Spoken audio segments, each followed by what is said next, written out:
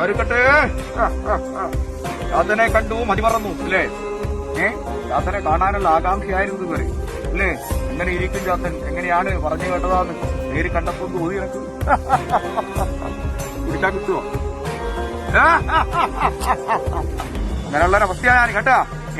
ഉപരിയായിട്ട് ചാത്തൻ ഇന്നേ വരെ തോറ്റത് സ്നേഹത്തിന്റെ മുന്നിലാ കേട്ടാ.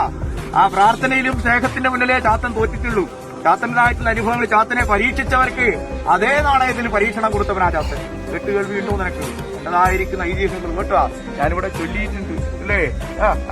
കാളകാടില്ലം വായിച്ച് എന്റെ അനുഭവങ്ങൾ സാക്ഷിയായിട്ട് ഞാന് എപ്രകാരത്തിൽ കുടിയിരുന്നു പോന്നു ആ ഒരു കാര്യങ്ങളെല്ലാം സന്തോഷകരമായിട്ട് എന്റെ ഭക്തന്മാർക്ക് ഈ സ്ഥാനത്ത് നിർത്തി കിട്ടിയിട്ടുണ്ട് ഞാൻ കേട്ടാ.